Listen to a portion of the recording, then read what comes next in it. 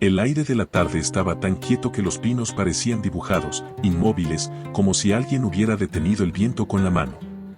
Mateo, Lara y Tomás caminaban hacia el viejo campamento de pesca que el padre de Tomás les había marcado en un mapa arrugado. Era un lugar perdido, sin señal y sin nadie a kilómetros. Esa primera noche, mientras armaban la fogata, se escuchó el silbido. No venía del viento. No venía de un ave. Y lo peor, no venía de un solo punto. Era un silbido largo, como cuando alguien llama a un perro, pero demasiado afinado, demasiado limpio para ser humano. Lara apagó la linterna para escuchar mejor. Error. El silbido respondió con otro, idéntico. Como si hubiese estado esperando el silencio. Debe ser un pájaro, dijo Tomás, aunque su voz tembló. Mateo apuntó la linterna al bosque. Los árboles se veían quietos, negros y apretados. Ni una hoja moviéndose. Y ahí, entre la pared de troncos, algo brilló. No unos ojos. No un reflector. Era un pequeño destello blanco, como si una uña hubiera reflejado la luz y luego desaparecido. Se escuchó otro silbido, más cerca esta vez. Más bajo. Más humano. Lara sintió un escalofrío recorrerle la espalda. ¿Escucharon eso? No es un pájaro. Nos está imitando. El bosque, antes tan callado, ahora parecía sostener la respiración. Nadie dijo nada, pero los tres entendieron lo mismo. Había alguien, o algo, entre los árboles, y sabía exactamente dónde estaban. Esa madrugada nadie pudo dormir. El silbido volvió cada 20 o 30 minutos, nunca desde el mismo lugar. A veces sonaba lejos, como si viniera desde el arroyo.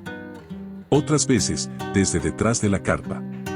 Y a veces, desde arriba, como si algo estuviera en los árboles.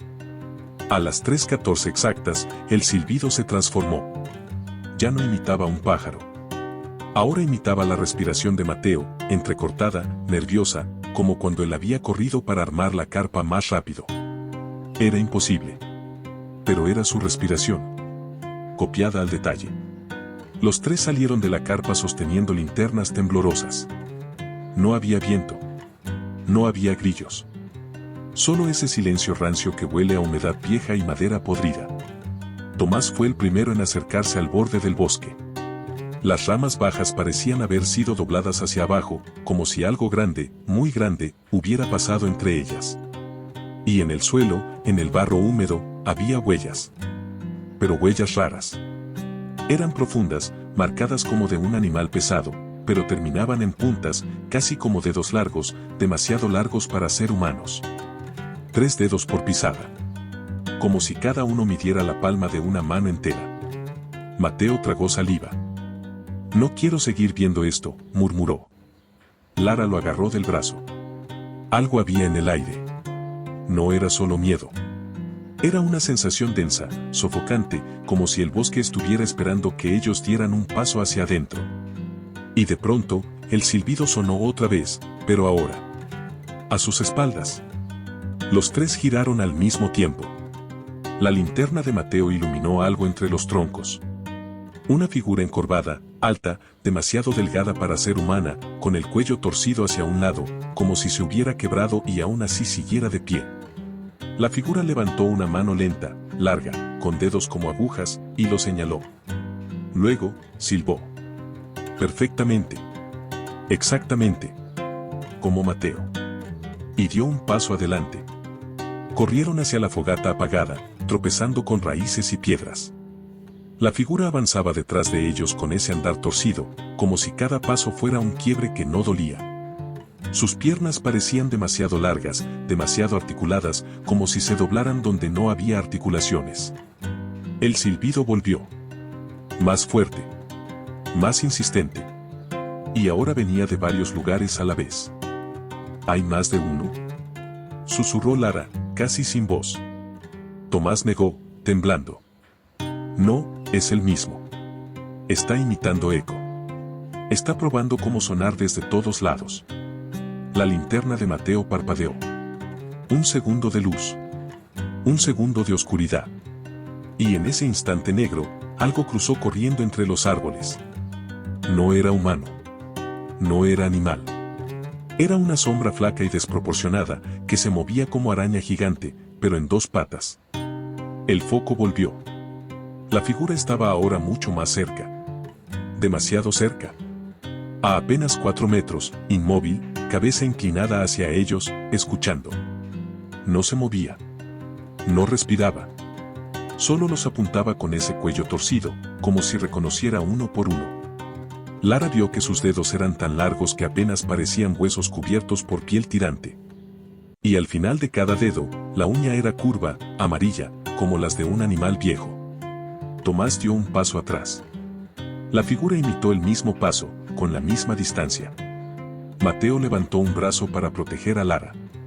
La figura hizo exactamente lo mismo, levantó el brazo, imitando su postura, pero con un movimiento demasiado rápido y seco, como un reflejo roto.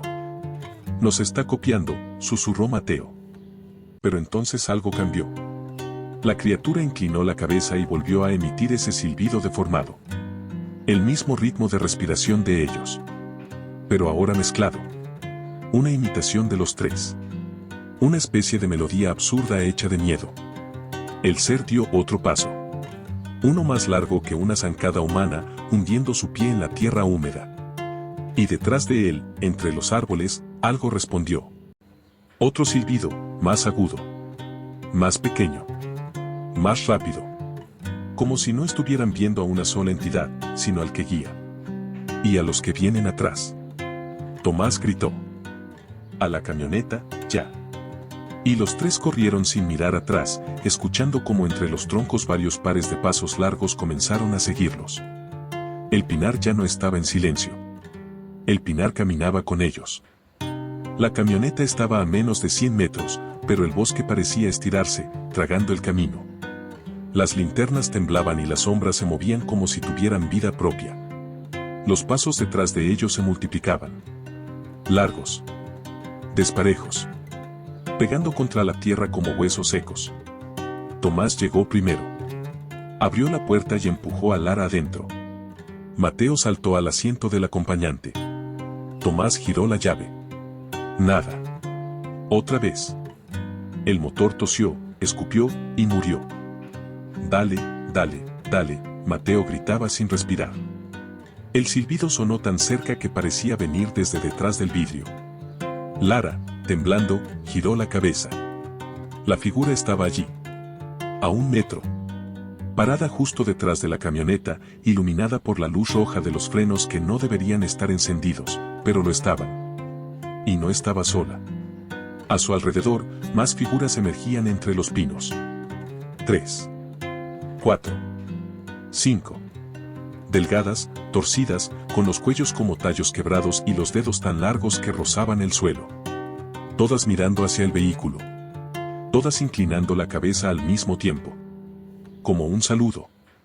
Tomás golpeó el volante. ¿Por qué no arranca?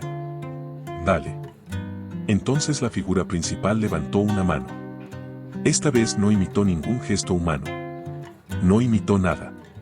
Simplemente levantó la mano abierta, y con el dedo índice, dibujó un círculo lento en el aire. Una vuelta completa. Después otra. Después otra. Mateo lo entendió primero. El miedo le congeló la lengua. Está contando. Las criaturas alrededor respondieron con un silbido breve, seco. 1 por cada vuelta del dedo. 1, 2, 3. Lara sintió que algo estaba mal. Que no estaban contando a los monstruos. Que no estaban contando pasos. Ni tiempo. Los estaban contando a ellos. Mateo recordó algo horrible. Los silbidos de la noche anterior siempre habían sido de a 3. 3 ritmos. 3 imitaciones. 3 respiraciones. Pero ahora había uno más. Uno más fuerte. Uno más claro. Un silbido nuevo. Una respiración nueva. La de Tomás, que estaba jadeando desesperado frente al volante. El ser bajó la mano. Ya había terminado de contar. Ya sabía cuántos eran. Y dio un paso hacia adelante. En ese instante, el motor rugió como si alguien lo hubiera despertado a golpes. Tomás gritó y pisó el acelerador. La camioneta saltó hacia adelante, levantando piedras, arrancando matas de pasto, golpeando contra la tierra húmeda. Las criaturas se abrieron a los costados como una bandada oscura. Pero la figura principal corrió detrás, doblándose en una forma imposible, persiguiendo el vehículo a una velocidad que ninguna pierna humana soportaría. Saltó. Golpeó la parte trasera. El vidrio se astilló. Tomás viró. La camioneta dio un bandazo. El monstruo rodó por el suelo y desapareció entre la maleza. No miraron atrás. No pararon hasta llegar a la ruta iluminada, donde el sol ya empezaba a asomar. Los tres permanecieron en silencio durante minutos, respirando sin poder creerlo. Hasta que Mateo habló. Anoche, silbaba 3 veces. Lara lo miró, sin entender. Mateo siguió. Hoy silbó 4. Porque éramos 3, y ahora hay uno más. Tomás apretó el volante. Muy fuerte. Como si intentara ocultar algo. Lara lo vio. Sus nudillos estaban blancos. Estaba respirando de una manera rara, entrecortada, como si alguien la estuviera copiando detrás. Y entonces, desde el asiento trasero. Suavito. Muy abajo. Un silbido imitó exactamente su respiración. La historia no terminó en el bosque. El silbador se había subido con ellos.